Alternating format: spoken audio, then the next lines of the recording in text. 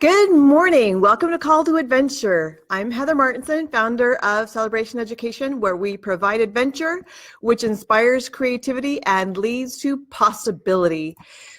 Today I'm going to talk about what we're doing at Celebration this week, what you can do at home that goes along with what we're doing, and our upcoming events, as well as some of the philosophy of why we do what we do, and a challenge to you to do better in your own schoolwork at home. So this week is actually, we're between components. We have 6 weeks on, 1 week off. This is our off week. However, we do have tomorrow our Renaissance Fair in Corona. It's going to be 10 o'clock to 12 o'clock, Mountain Gate Park at 3100 South Main Street in Corona. We're going to be meeting in the big shelter there. So come on down. We've got plenty of room to have you come.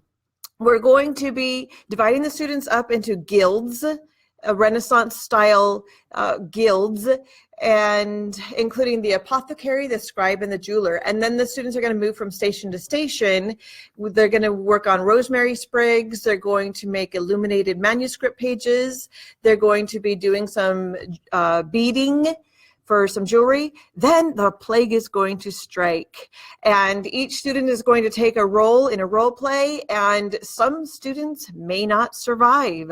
After which we're going to heal from the plague, and we're going to practice our Renaissance era greetings and share in a small feast some foods that they may have eaten during the Renaissance times, and we're going to play some Renaissance games. So it's going to be a lot of fun. Come on down. We look forward to having you there. So as follow-up activities that you can do at home, I'm going to be sending the list out probably later today, but here are some ideas of some of the fun things that you can do at home to expand on what we're doing at the celebration tomorrow. You can make a poster, or not you, but your children. You can facilitate them to make a poster of weapons or tools that they might have used during the Renaissance time. Have them practice juggling or pretend to be a jester and tell jokes. They can prepare a Renaissance meal. I think they would like that. A lot of people did not use utensils in Renaissance times. So I think they would enjoy putting together a meal that the whole family eats with their fingers. Also, different classes of people ate differently, and maybe you can have more than one meal, experiencing what it was like for the different classes to eat. Another thing is the Black Death. Some children really enjoy getting into and learning about the Black Death and its gory goodness. Perhaps have your child collect information about the Black Death and then put it together in a storyboard fashion, as the different events unfolded during the Black Death. And a bonus one for this week that I want to share is one that my son and I thought up just this morning. But last week, we were on our way somewhere, and he likes to put his shoes and socks on in the car. So we were in the car, and he realized that he only had one sock. And he didn't know what it was. For the life of him, he still didn't know what happened to the other sock. He was sure he had it. So that one, it'd be fun to write a story called The Mystery of the Disappearing Sock. You could put it into Halloween style, like it's some type of scary thing that happens when socks go missing. So have fun with that. Nothing to do with the Renaissance, but that's okay. It's about inspiring the kids to do something that they'll enjoy as they learn. So we have a lot of stuff coming up over the next couple weeks. So there was the Renaissance Fair tomorrow, like we talked about. I have scheduled 3 evening events at a Santa Ana location. Tomorrow night is how to save for college. It's going to be at 7 o'clock at our Santa Ana facility. Thursday night, we're doing a teen study and collaboration group. which we're going to be starting every Monday and Wednesday for teens to come and study and collaborate and work together. We're bringing in a guy who does technology. The students can sign up for self-paced technology courses where they will be learning security and I don't know, I don't really understand all the technical stuff. So come to this meeting tomorrow, not tomorrow, Thursday night at the Santa Ana location. That is the 26th, October 26th, 7 p.m. to find out how you can get your teen involved in what we're doing with the study and collaboration group. Okay, and then next week on Wednesday, November 1st, we're having a veteran homeschooler, one of the pioneers of homeschooling, are going to be coming out to just chat and share her experiences with us, and you can come and share your experiences as well, or learn from her and see what it was like, and what, if you're new to homeschooling, get some ideas of how you can do things yourself. So that's next week, Wednesday, November 1st, 7 p.m. at our Santa Ana location. So, but our big thing that's happening is next week is this start of our second component for the year. The weekly topics for our Leonardo's workshop for this coming component are the riddles of nature. Leonardo da Vinci was very into what he called prophecies, where he would say these eerily spooky things that are happening, and it was actually just natural, normal things that happen in nature, but you had to figure it out. So it's like a riddle. And so I call this component riddles of nature. We're going to be studying weather, geology, water. Also, Leonardo was a prankster. And so we're going to study about the science and psychology behind pranks. And then our last week of this component, we're going to be studying math, about how math is a very natural and normal thing, and we find it in nature everywhere. So those are our 6 weeks. We're taking off, no classes at all at any of our locations on the week of Thanksgiving, not even on Monday. So don't come on November 20th or any time that week. We have some new enrichment classes starting up. I encourage you to go to our website to look at all the different enrichment classes we have starting up, but we're excited about the Shakespeare class for teens. That's going to be on Fridays in Santa Ana. We're also starting an urban gardening class for any age in Santa Ana on Fridays. In Covina on Mondays, we have our teen cooking class, and also we're adding a filmmaking class, which I know every kid these days wants to be a YouTube star. So come to Covina on Mondays for the filmmaking class. We've got some field trips coming up. On November 1st, we're going to Santa Ana Zoo. I need to open registration for that, so watch for the announcements. And then on November 29th, we're going to the Whitewater Preserve, which is out near Palm Springs. It's beautiful, natural surrounding, and it's through the Wildlands Conservancy, which is an amazing organization. So I really encourage you to come out to that one. It's far, I know, it's even far for me.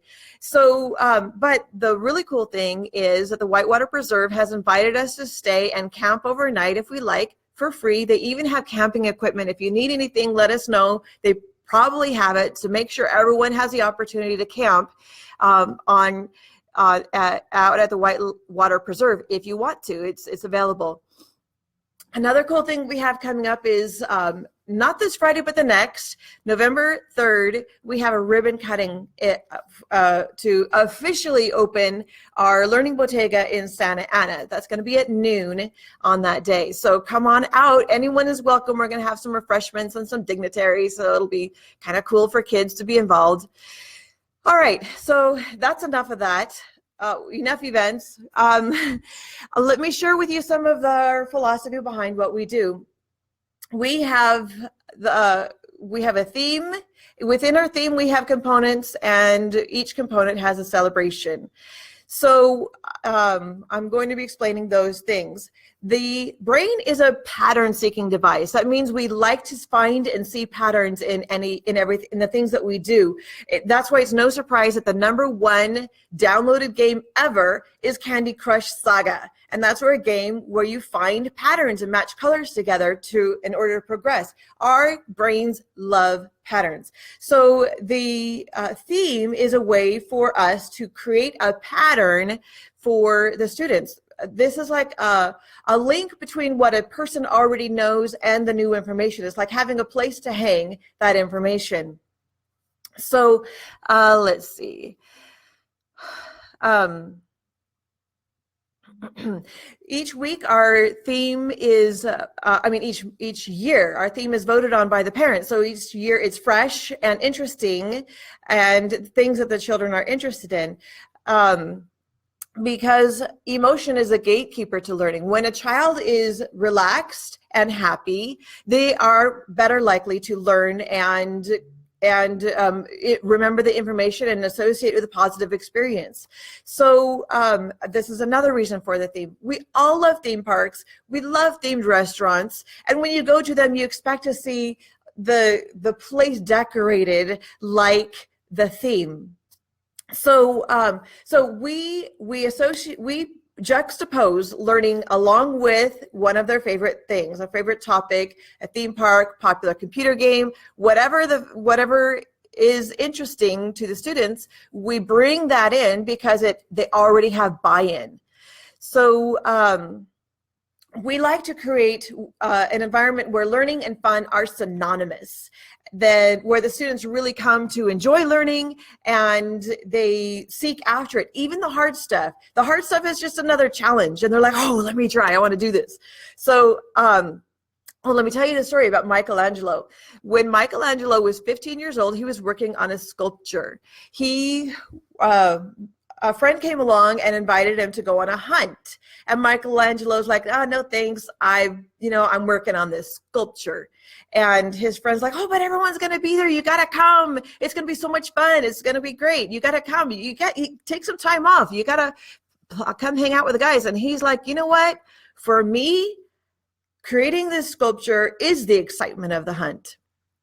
Well, I believe it's the same way with learning. When the children are engaged in what they're doing, when they're excited about learning, about doing more, about exploring more and reading more and writing more, all of these things, it becomes the excitement of the hunt. I have actually had a child, one of my own children, choose to stay home and do their schoolwork, not because they were behind, but because they were interested in the schoolwork instead of going to Disneyland.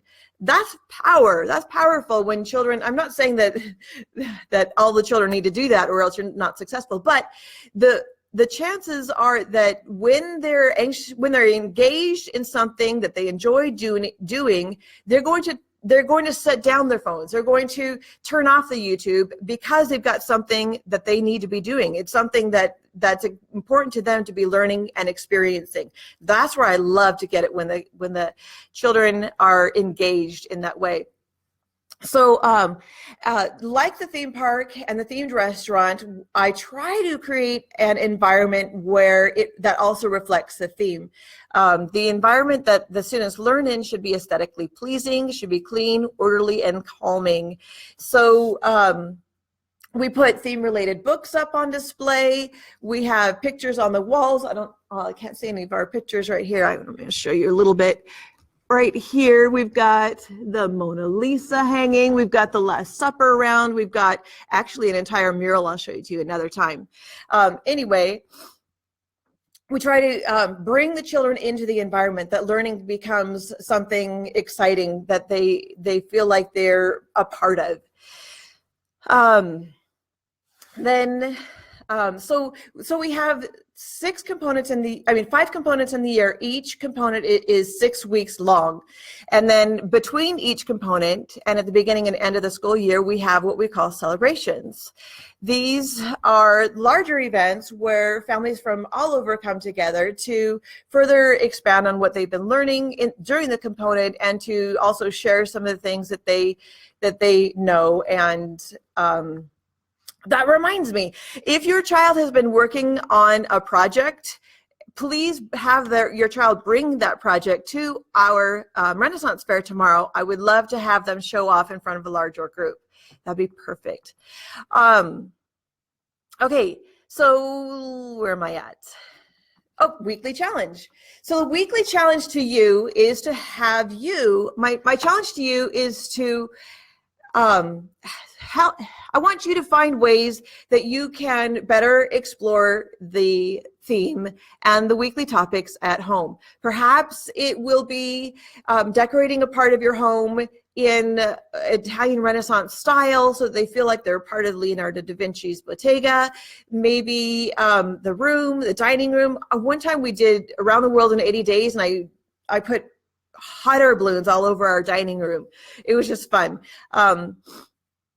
And I challenge you to use the fireworks, the ideas that we sent out that go along with the weekly topic. It brings the topic to life, and the children really enjoy it, and you don't have to do all the busy work in the textbooks and worksheets. So that's your challenge. All right, go visit celebrationeducation.com to find out more about what we're doing, register for our adventures. And that's it for this week's Call to Adventure. Join me again next week, Tuesday at 6:45. I'm Heather Martinson at Celebration Education, where we've been learning outside the box since 2006. I'll see you next time.